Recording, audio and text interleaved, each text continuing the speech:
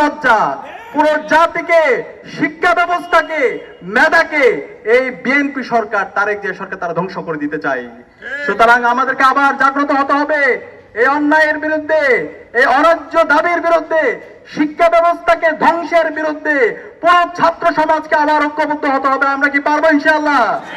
আমি বাংলাদেশের ছাত্র সমাজকে এবং সকল নাগরিকদেরকে আহ্বান করব, আমাদেরকে এই অন্যায়ের বিরুদ্ধে, এই শিক্ষা ব্যবস্থাকে ধ্বংসের বিরুদ্ধে, এই দুর্নীতির বিরুদ্ধে আমাদেরকে সবাই ঐক্যবদ্ধভাবে আন্দোলন করতে হবে। আমরা কি পারবো? আমরা বাংলাদেশের সকল কলেজ এবং বিশ্ববিদ্যালয়ের শিক্ষার্থীদেরকে অনুরোধ করব, আপনারা প্রত্যেকটা জায়গায় এই অন্যায্য কমিটি বাণিজ্যের বিরুদ্ধে এবং এই কমিটির মাধ্যমে, বাণিজ্যের মাধ্যমে শিক্ষার্থীদেরকে নিয়োগের বিরুদ্ধে আপনারা প্রতিরোধ গড়ে তুলুন। পাঞ্জাবের জগতে একটি বিশ্বস্ত নাম, শাবাব এথনিক ওয়্যার। একই সাথে আমি বর্তমান সরকার, তারেক জিয়া সরকারকে আমরা অনুরোধ করব, আপনারা আপনাদের স্লোগান দেখতে পেয়েছি, সবার আগে বাংলাদেশ।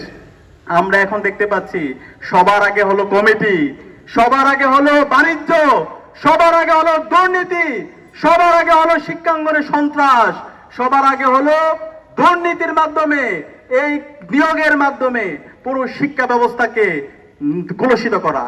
সুতরাং আমরা আবু সাঈদের উত্তরসূরিতে বেঁচে থাকতে সেই দুর্নীতি, সেই সন্ত্রাস, সেই কমিটি, ম্যানেজিং কমিটির মাধ্যমে শিক্ষাঙ্গনে বাণিজ্য, দুর্নীতি, সেটা আমরা হতে দিব না ইনশাআল্লাহ।